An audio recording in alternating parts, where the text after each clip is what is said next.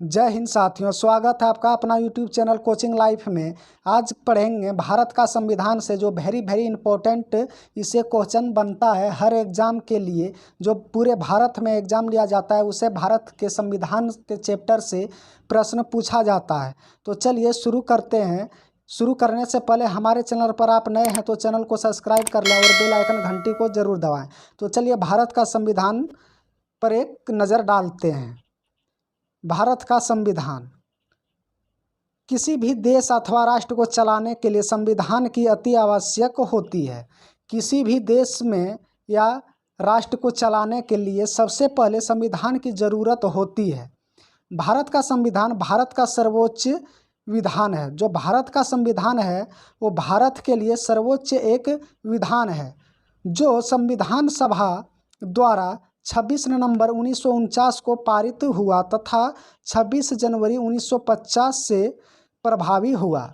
संविधान जो है 26 नवंबर 1949 को पारित किया गया और 26 जनवरी 1950 को पूरे देश में प्रभावी रूप से इसे लागू कर दिया गया।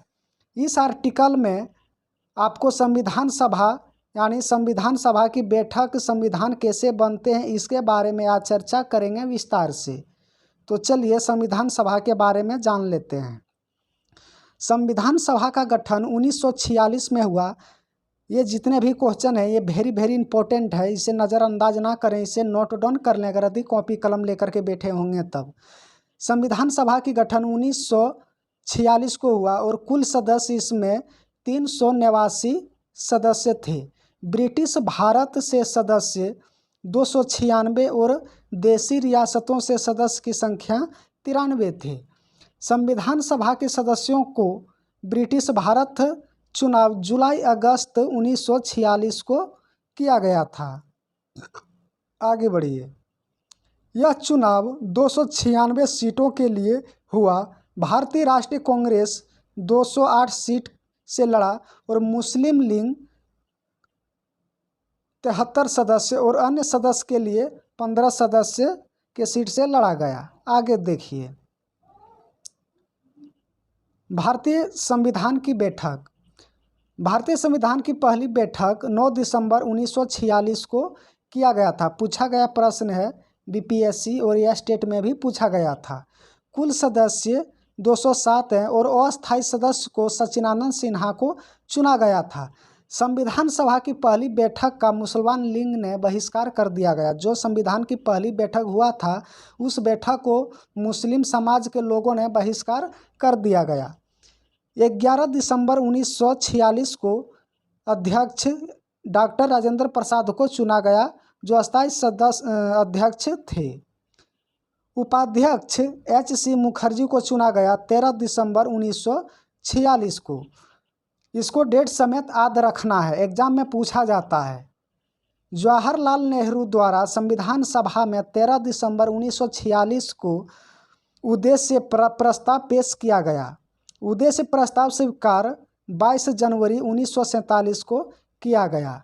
एग्जाम में पूछा जाएगा कि उद्देश्य का प्रस्ताव किस दिन स्वीकार किया गया, तो 22 जनवरी 1947 को स्वीकार किया गया। आगे बढ़िए।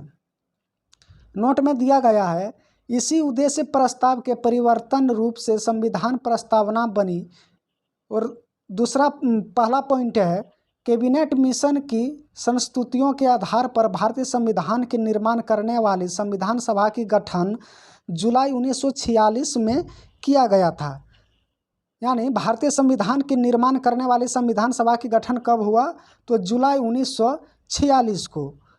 कैबिनेट मिशन के सदस्य सर स्टैफोर्ड क्रिप्सन, लॉर्ड पेंथिस लॉरेंस तथा A.B. अलेक्जेंडर थे। नोट में दिया गया है, भारत के संविधान सभा के रचना हेतु संविधान सभा का स्वीकार सर्वप्रथम राजस्व पार्टी ने 1924 में प्रस्तुत किया गया। जो भारत का संविधान का रचना जो इस पर चर्चा किया गया था, विचार किया गया था, तो सर्वप्रथम सबसे पहले राजस्व पार्टी द्वारा किया गया था और वो भी 1924 ईस्वी को। आगे बढ़िए। बहुत ही इंटरेस्टिंग चैप्टर है, इसे ध्यान से पढ़िएगा, एग्जाम में हर बार पूछा जाता है इसे प्रश्न। संविधान सभा के सदस्यों की कुल संख्या 389 निश्चित की गई थी, जिसमें 292 ब्रिटिश प्रांतों के प्रतिनिधि, 4 चीफ कमिश्नर क्षेत्र का प्रतिनिधि एवं 93 देशी रियासतों के प्रतिनिधित्व थे।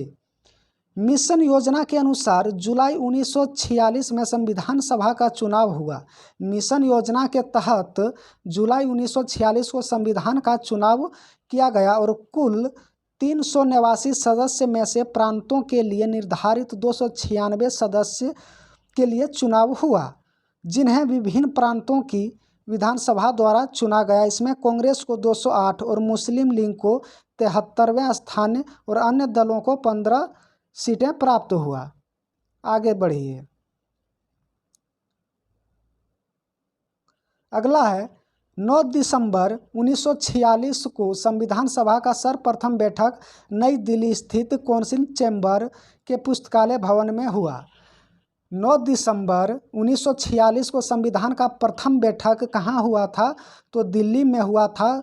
दिल्ली में किस जगह हुआ था? तो कौंसिल चैम्बर पुस्तकालय भवन में हुआ था। और कब हुआ था? तो 9 दिसंबर 1946 को हुआ था। चलिए, आपको याद हो गया होगा। सभा का सबसे बुजुर्ग सदस्य जो थे शशिनानंद सिन्हा थे। सभा के अस्थायी सदस्य चुना गया था, सबसे बुजुर्ग सदस्य था। मुस्लिम लीग ने इस बैठक का बहिष्कार किया और पाकिस्तान के लिए बिल्कुल अलग संविधान सभा का मांग प्रारंभ किया। इस कारण से बहिष्कार किया मुस्लिम लीग ने। जो पाकिस्तान अलग हुआ था उसके लिए उन्होंने अपना संविधान बनाने का प्रस्ताव को रखा गया और इस बैठक को उसने मुस्लिम लीग द्वारा बहिष्कार किया गया। नोट में दिया गया है, हैदराबाद ऐसी रियासत थी जिसे प्रतिनिधित्व संविधान सभा का सम्मिलित नहीं हुए थे। ये वेरी इंपॉर्टेंट हो जाता है, एग्जाम में पूछा भी जा सकता है कि हैदराबाद ऐसी देशी रियासत थी जिसने प्रतिनिधित्व संविधान सभा को सम्मिलित में नहीं हुआ था, यानी शामिल नहीं हुआ था हैदराबाद। आगे बढ़िए। अगला है, प्रांतों एवं देशी रियासतों की उनकी जनसंख्या के अनुपात में संविधान सभा को प्रतिनिधित्व दिया गया था। साधारणतः 10 लाख की आबादी पर एक स्थान का आवंटन किया गया था। प्रांतों या देशी रियासतों उनकी जो संख्या के अनुपात था, प्रतिनिधित्व दिया गया था कि जनसंख्या के आधार पर 10 लाख की आबादी पर एक स्थान का आवंटन किया जाएगा, यानी प्रांतों को। आगे बढ़िए। प्रांतों का प्रतिनिधित्व मुख्यतः 3 प्रमुख समुदायों की जनसंख्याओं के आधार पर विभाजित किया गया। ये समुदाय थे मुस्लिम, सिख एवं साधारण। आगे बढ़िए। अगला है, संविधान सभा में ब्रिटिश प्रांतों में 296 प्रतिनिधित्व विभाजन सांप्रदायिक आधार पर किया गया था। जो ब्रिटिश प्रांतों के लिए 296 सीटों के लिए प्रतिनिधियों को विभाजन संप्रदाय के आधार पर किया गया था, जो 213 सामान्य और 79 मुसलमान तथा 4 सिख उसमें सीट मिला गया था।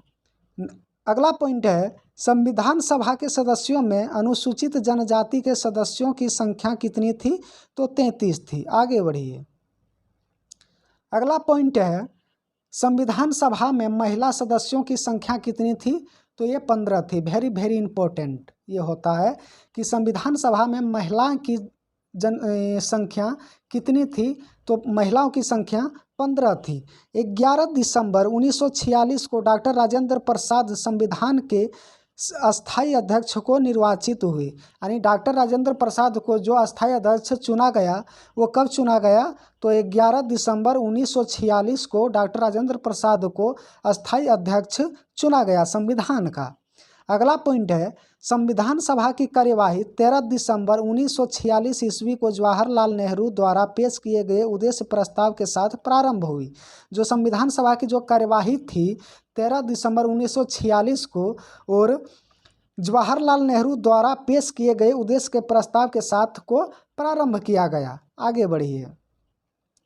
अगला है, वेरी इंपॉर्टेंट प्रश्न यहाँ से बनता है कि 22 जनवरी 1947 ईस्वी को उद्देश्य प्रस्ताव की स्वीकृति के बाद संविधान सभा ने संविधान निर्माण हेतु अनेक समितियां नियुक्त की गई, जिसमें प्रमुख थी वार्ता समिति, संघ समिति, प्रांतीय संविधान समिति, संघ शक्ति समिति और प्रारूप समिति।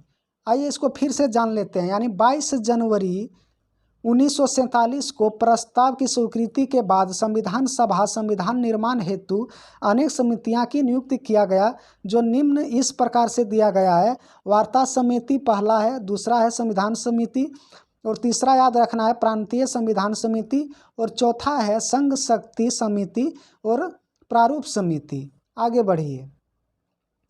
अगला पॉइंट है, बी.एन. राव द्वारा तैयार किए गए संविधान के प्रारूप पर विचार विमर्श करने के लिए संविधान द्वारा 29 अगस्त 1947 को एक संकल्प पारित करके प्रारूप समिति का गठन किया गया तथा इसके अध्यक्ष के रूप में डॉक्टर भीमराव अंबेडकर को चुना गया। जो ये बी.एन. राव द्वारा तैयार किया गया था संविधान का प्रारूप विचार विमर्श के लिए संविधान द्वारा 29 अगस्त 1947 को किया गया था। जब पारित करने के लिए प्रारूप समिति का गठन किया गया तो प्रारूप समिति का जो चुना गया था वो भीमराव अंबेडकर को ही चुना गया था, यानी प्रारूप समिति के सदस्य के रूप में, जो इस प्रकार से चुना गया था। आइए इसका क्रमवार से देखते हैं। पहला है डॉक्टर भीमराव अंबेडकर को अध्यक्ष चुना गया था, और दूसरा है एन गोपाल स्वामी अयंकर, और तीसरा है अलाउद्दीन कृष्णा स्वामी अयंकर, और चौथा है कन्हैया लाल मनीलाल मुंशी, और पांचवा है सैयद मोहम्मद समदुल्ला। आपको इस तरह से याद रखना है कि कई बार एग्जाम में इस तरह से पूछ दिया जाता है नंबर के आधार पर, यानी संविधान सभा के अध्यक्ष चौथे नंबर पर कौन थे, तो उन्हें कन्हैया लाल मनीलाल मुंशी थे। इस प्रकार से एग्जाम में पूछ दिया जाता है, तो ऐसे भी आपको नंबरिंग यानी क्रमवार आपको याद रखना जरूरी है। आगे बढ़िए।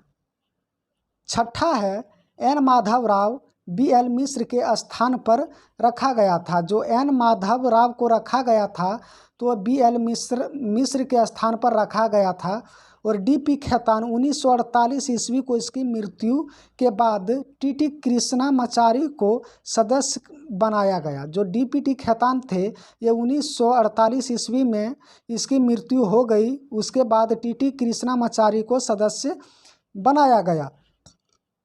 संविधान सभा में अंबेडकर की पहली बार निर्वाचन बंगाल से तथा देश बंटवारे के बाद उसका निर्वाचन बम्बे से हुई। जो संविधान सभा में अंबेडकर की पहली बार निर्वाचन बंगाल तथा देश के बंटवारे के बाद उसकी निर्वाचन बम्बे से हुआ था। आगे बढ़िए। अगला पॉइंट है, 3 जनवरी 1947 ईस्वी को योजना के अनुसार देश का बंटवारा हो जाने पर भारतीय संविधान की कुल सदस्य संख्या यानी 324 नियत की गई। जब 3 जून 1947 ईस्वी के अनुसार देश में बंटवारा हो गया था, यानी पाकिस्तान और हिंदुस्तान में जब बंटवारा हो गया था तो उस समय सदस्यों की संख्या कितनी रह गई थी, तो 324 सदस्य रह गई थी, जिसमें 235 स्थान प्रांतों के लिए और 89 स्थान देशी राज्यों के लिए किया गया। अगला है, देश विभाजन के बाद संविधान सभा का पुनर्गठन 31 अक्टूबर 1947 ईस्वी को किया गया। जो देश में विभाजन के बाद संविधान का जो पुनर्गठन किया गया संविधान का, वो कब किया गया, तो 29 अक्टूबर 1947 को किया गया। वेरी इंपॉर्टेंट है। 31 दिसंबर 1947 को संविधान सभा के सदस्यों की कुल संख्या 299 थी, जिसमें प्रांतीय सदस्यों की संख्या 229 एवं देशी रियासतों की सदस्यों की संख्या 70 थी। आगे बढ़िए। अगला पॉइंट है, प्रारूप समिति ने संविधान के प्रारूप पर विचार विमर्श करने के बाद 21 फरवरी 1948 ईस्वी को संविधान सभा को अपनी रिपोर्ट पेश की गई। प्रारूप समिति की संविधान की प्रारूप जो विचार थे और विमर्श थे वो 21 फरवरी 1948 को संविधान सभा को अपनी रिपोर्ट को पेश किया गया। अगला पॉइंट है, संविधान सभा में संविधान की प्रथम वाचन 4 नवंबर से 9 नवंबर 1948 ईस्वी तक चला। जो संविधान की सभा का जो प्रथम वाचन था यानी भाषण था वो 4 नवंबर से लेकर के 9 नवंबर तक 1948 तक चला। संविधान का दूसरा वाचन 15 नवंबर 1948 ईस्वी को प्रारंभ हुआ, जो 17 अक्टूबर 1949 ईस्वी तक चला। और भारतीय संविधान सभा द्वारा संविधान का तीसरा वाचन 14 नवंबर 1949 ईस्वी को प्रारंभ हुआ, जो 26 नवंबर 1949 तक चला और संविधान सभा द्वारा संविधान को पारित कर दिया गया। इस समय संविधान सभा का 248 सदस्य उपस्थित थे। आगे बढ़िए। अगला पॉइंट है, संविधान निर्माण की प्रक्रिया में कुल 2 वर्ष 11 माह और 18 दिन लगे थे। एग्जाम में पूछ दिया जाता है कि संविधान निर्माण के लिए कितने समय लगा था, तो 2 वर्ष 11 माह और 18 दिन लगे थे। आई होप आप लोग ये जान रहे होंगे। संविधान का प्रारूप पर कुल 114 दिन बहस हुई। संविधान निर्माण कार्य को कुल मिलाकर 63,96,779 रुपया व्यय हुआ, यानी खर्च किया गया। संविधान को जब 26 नवंबर 1949 को संविधान सभा द्वारा पारित किया गया, तब उसमें कुल 22 भाग, 395 अनुच्छेद और 8 अनुसूचियां थी। वर्तमान में 22 भाग, यहाँ पे मिस्टेक हो गया है, 400 से प्लस अनुच्छेद है और 12 से शायद यहाँ पे 14 होगा अनुसूचियां वर्तमान में किया गया। आगे बढ़िए। अगला है, संविधान में कुल अनुच्छेदों में से 15, यानी जो संविधान में कुल अनुच्छेद है उनमें से 15 अनुच्छेद कौन कौन सा, आइए जान लेते हैं।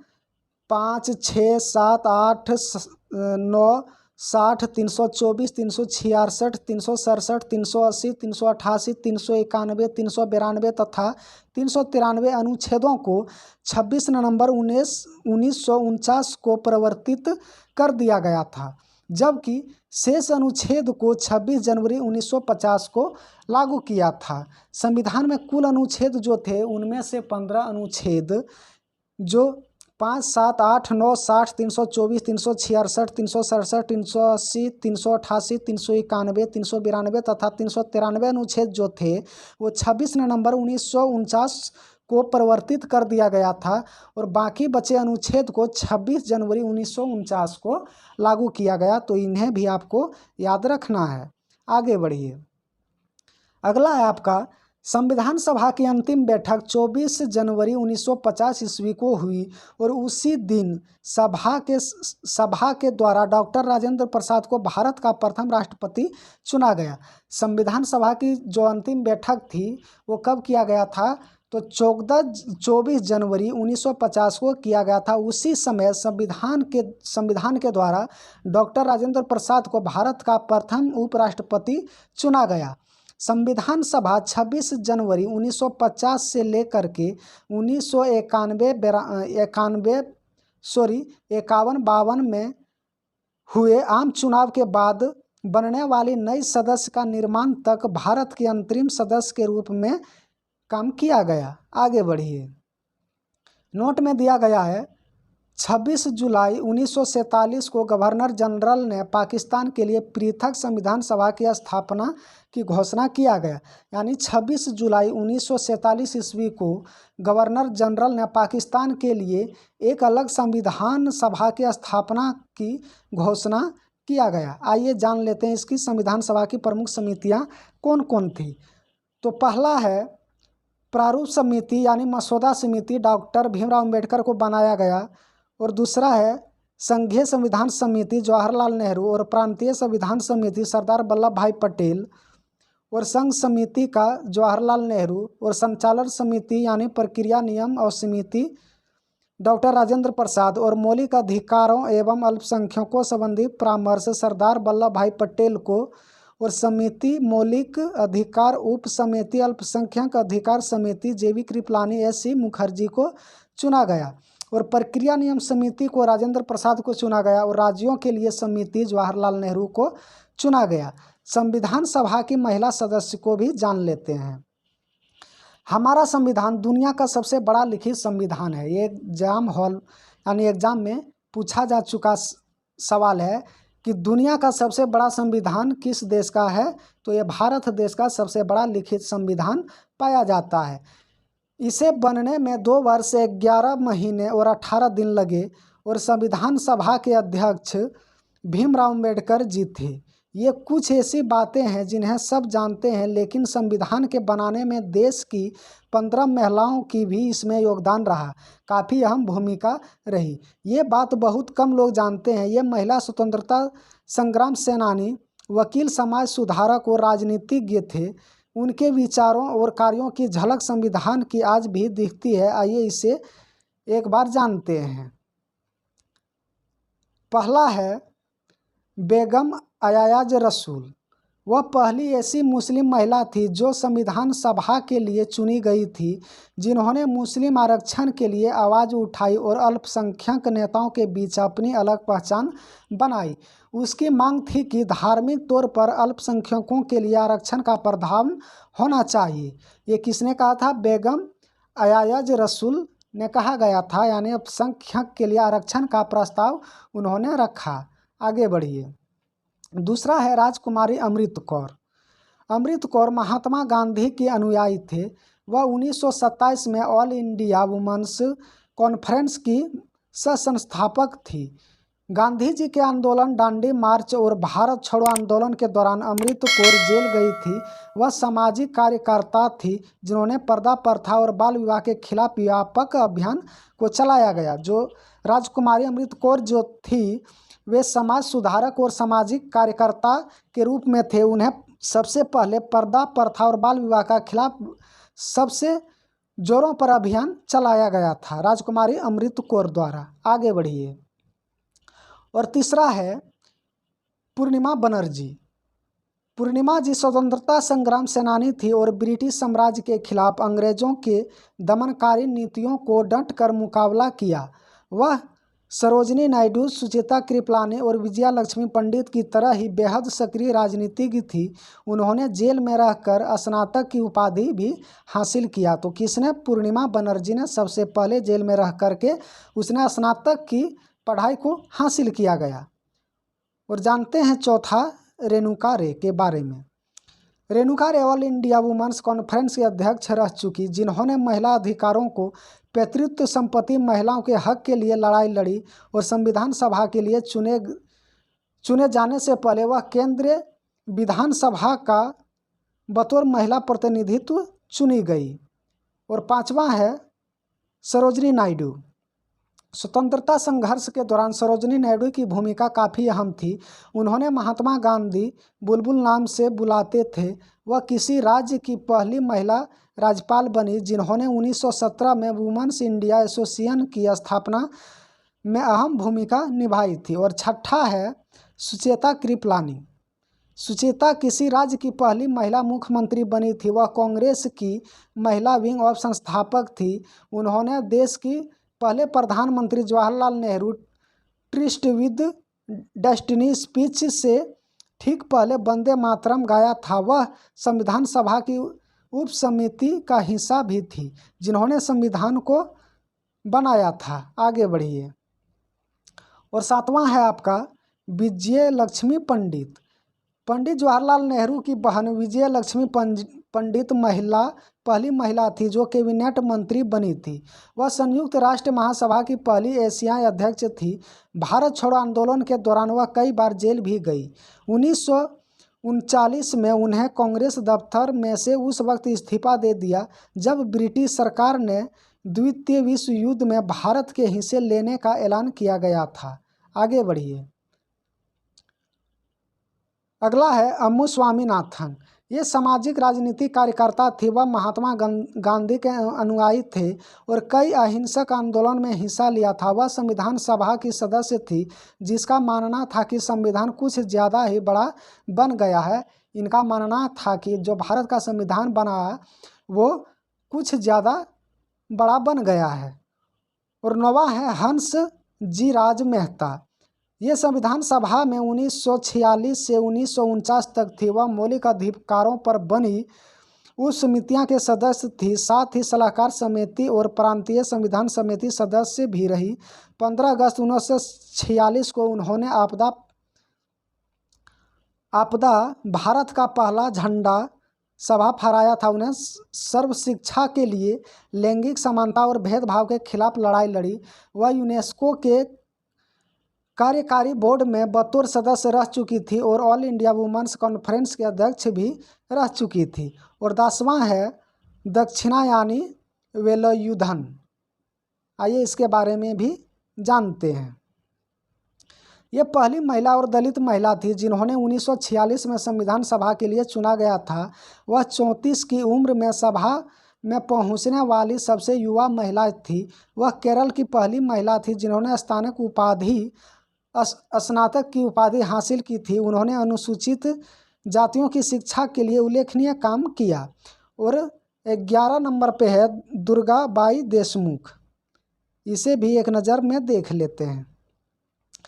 दुर्गाबाई देशमुख भारत के स्वतंत्र आंदोलन में हिस्सा लिया था। उन्होंने सामाजिक कुरीतियों के खिलाफ आवाज़ उठाई थी। वह नेशनल काउंसिलिंग वुमेन्स एजुकेशन की पहली चेयरमैन बन चुकी थी। इसे सरकार ने 1958 में गठित किया गया था। और 12 नंबर में लीला राय है। जो लीला राय स्वतंत्रता संग्राम सेनानी और सामाजिक कार्यकर्ता थी। उन्होंने देश में पहली महिलाओं की शिक्षा के लिए उल्लेखनीय काम किया गया। वह बंगाल से संविधान सभा के लिए चुनी गई इकलौती महिला थी जिन्होंने प्रबल नारीवादी देश की महिला की शिक्षा के लिए उल्लेखनीय काम किया। बंगाल से संविधान सभा के लिए चुनी गई इकलौता महिला थी। वह प्रबल नारीवादी महिला थी। वह नेताजी सुभाष चंद्र बोस के करीबी थी। उन्होंने भारत विभाजन के विरोध में अपने पद से इस्तीफा दे दिया गया था। और 13वां नंबर पर है मालती चौधरी। मालती चौधरी उड़ीसा से संविधान सभा में पहुंची थी। कहां से? तो उड़ीसा से पहुंची थी। वह स्वतंत्रता संग्राम सेनानी थी। महात्मा गांधी ने इसी चलते उसका नाम तूफानी रख दिया गया। आगे बढ़िए। उन्होंने भारत जाति, अनुसूचित जाति और अन्य पिछड़ा वर्ग समेत वंचित समूह को उत्थान के लिए बेहतरीन कार्य किया गया। और 14 नंबर पर है एनी मैक्सेकरिन। यह स्वतंत्रता संग्राम के मैकरिन ने अपना जीवन दांव पर लगा दिया था। केरल की रहने वाली एनी पहली महिला थी। ऐसे श्रवणकोर स्टेट कांग्रेस में हिस्सा लिया। बाद में वह केरल से पहली महिला सांसद भी बनी। आगे बढ़िए। और 15वां नंबर पर है कमला चौधरी। कमला चौधरी भी संविधान सभा में शामिल 15 महिलाओं में से थी। उन्हें भी संविधान सभा में अहम भूमिका निभाई गई। आगे बढ़िए। कैबिनेट मिशन 1945 को प्रस्ताव गठित आंतरिक मंत्रिमंडल 2 दिसंबर 1946 के बारे में भी नज़र डाल लेते हैं। पहला है जवाहरलाल नेहरू कार्यकारी परिषद के अध्यक्ष, विदेश मामले तथा राष्ट्रमंडल।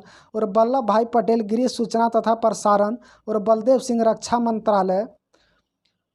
और जॉन मथाई उद्योग तथा आपूर्ति से। और सी राजगोपालाचारी शिक्षा विभाग से। और CH भाभा कार्य, खनन और बंदरगाह से। और राजेंद्र प्रसाद को खाद्य एवं कृषि से। और असफ अली रेलवे से। और जगजीवन राम श्रम से। और मंत्रिमंडल में शामिल मुस्लिम लीग के सदस्य 26 अक्टूबर 1946 को लियाकत अली खावित पोस्ट से। और आई चुंद्रीगढ़ वाणिज्य से। और अब्दुल रब नस्तर संचार से। जोगेंद्र नाथ मंडल विधि से। और गजानंतर अली खां स्वास्थ्य से। भारत स्वतंत्र का पहला मंत्रिमंडल पर भी नज़र डाल लेते हैं। जवाहरलाल नेहरू प्रधानमंत्री राष्ट्रमंडल तथा विदेशी मामले में वैज्ञानिक शोध विभाग। और सरदार वल्लभ भाई पटेल गृह, सूचना एवं प्रसारण राज्य मामले से।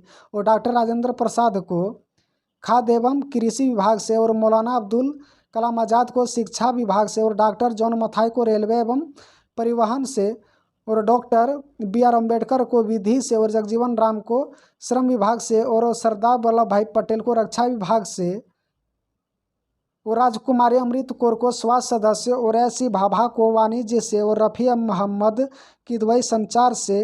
और RK सनमुगम सेठी को वित्त से। और डॉक्टर श्यामा मुखर्जी को उद्योग एवं आपूर्ति से। और BN गॉडगिल को कार्य, खान एवं ऊर्जा से। आई होप आपको चैप्टर समझ में आ गया होगा। तो चैनल को सब्सक्राइब कर लें और लाइक कर दें, दोस्तों के साथ शेयर कर दें। जय हिंद, वंदे।